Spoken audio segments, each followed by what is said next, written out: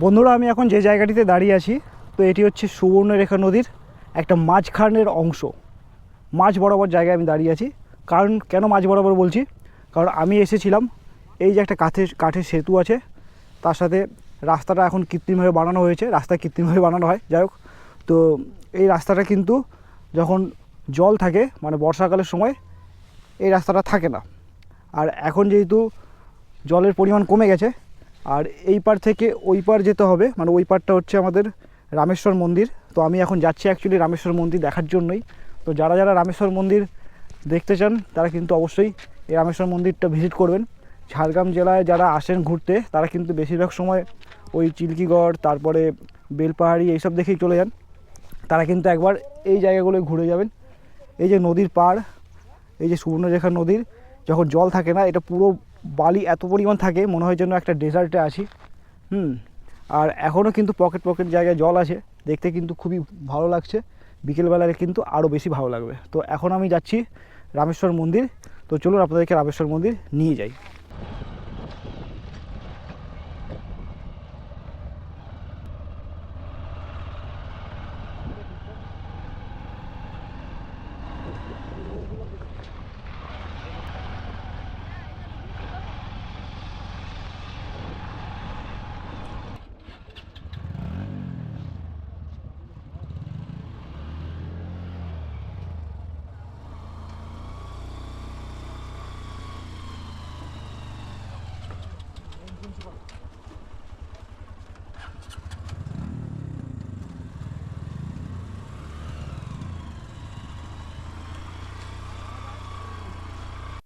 বন্ধুরা, আমি এখন যেখানে দাঁড়িয়ে আছি, এই হচ্ছে রামেশ্বর মন্দির, যেটি হচ্ছে ঝাড়গ্রাম জেলায় রোহিণী অঞ্চলে অবস্থিত। তো এই মন্দিরটি কিন্তু বহু প্রাচীন মন্দির, এবং এই মন্দিরের যদি গঠনশৈলী দেখি, কিছুটা পুরীর মন্দিরের মতো, তাই না? তো এইটা হচ্ছে মেন মন্দির, তাই তো? আর সবার প্রথম হচ্ছে নাট মন্দির, মাঝখানেরটা। হ্যাঁ, তো পুরনো জগন্নাথ দেবের যেমন মন্দির, সেই আদলে করা একটা মন্দির। এবং এটি কিন্তু বহু প্রাচীন মন্দির, আমি এর ইতিহাস জানি না কতদিন পুরনো বা কী। আর সামনে এই যে পাথরগুলো দেখতে পাচ্ছেন, এই পাথরগুলোই কিন্তু প্রমাণ করে যে এটি প্রাচীন মন্দির। এবং এইটা কিন্তু এখন রং করা হয়েছে। আগে কিন্তু যখন মন্দিরটা ছিল, সাদা কালারের ছিল, এবং পুরো পাথরে একটা আস্তরণ পড়েছিল, কালো কালো হয়ে গিয়েছিল।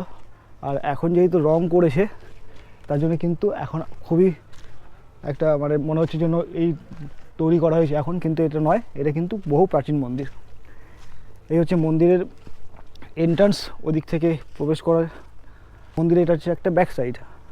আর এই যে এদিকে যদি উঠে আসি, এদিকটা কিন্তু পুরো ফাঁকা জায়গা। এই যে চাষবাস হয়েছে, এই দিকটায় চাষবাস হয়েছে। এই হচ্ছে মন্দিরের, এটা হচ্ছে ব্যাক সাইডে এরকম পাথর আছে, পাথরের যে স্তম্ভ।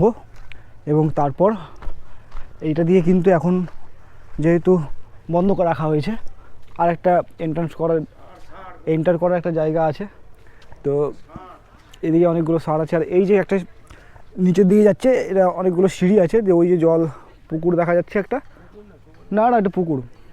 তো ওই পুকুরের থেকে কিন্তু লোক স্নান করে এসে পুজো দেয়। তো এই হচ্ছে মন্দিরের ব্যাক সাইড। তো আমরা এখন ব্যাক সাইড থেকে যাই, অন্যদিকে যাই, তারপর আমরা ভেতরে প্রবেশ করব। তো এই যে মন্দিরে এই ধরনের কাজ করা আছে। আর ওই দিক থেকে কিন্তু এই যে আমরা আর একটা ব্যাক সাইডের দিকে এলাম। তো আমরা এখন ভেতরের দিকে প্রবেশ করব। না না, কাঁঠাল গাছটা হবে হয়তো, পুরনো গাছই হবে। তো এখানে জুতো খুলে আমরা এখন মন্দিরের ভেতরে প্রবেশ করছি। এই যে মন্দিরের মেইন মন্দির এটা। আর আমরা এখন এই মন্দিরের ভেতর প্রবেশ করি। এখানে একটা প্রথমেই প্রবেশ করলে একটা ষাঁড় দেখতে পাবো, এতে কিন্তু তোলা যায়। আর এই যে এই হচ্ছে মন্দিরের প্রথমে এন্ট্রান্স করলে এইটা দেখতে পাবো, এটাকে বলা হচ্ছে, এই যদি এন্ট্রান্স করার পর এটা দেখতে পাই, এটাকে হচ্ছে নাট মন্দির টাইপের বলে। আর ওই দিকে হচ্ছে কিন্তু আছে আমাদের মেন মূর্তি নেই।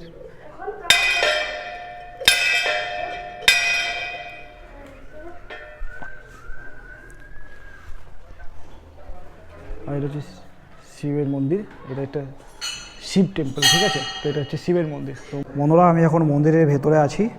তো মন্দিরের ভেতরে দেখতে পাচ্ছেন যে প্রত্যেকটা সাইডে এরকম সুন্দর ধরনের কাজ করা আছে প্রত্যেকটা গেটে।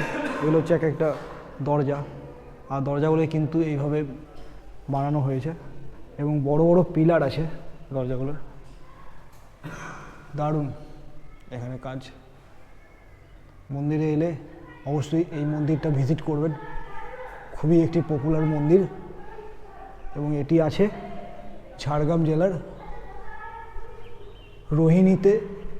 চলে আসবেন ঝাড়গ্রাম থেকে বা খড়গপুর থেকে, তারপর রোহিণী থেকে যে কোনো একটা টোটো ভাড়া করে কিন্তু এই এলাকাটিতে আসতে পারেন। একটু রিমোট এরিয়া, যার জন্য কিন্তু আসতে সমস্যা হতে পারে।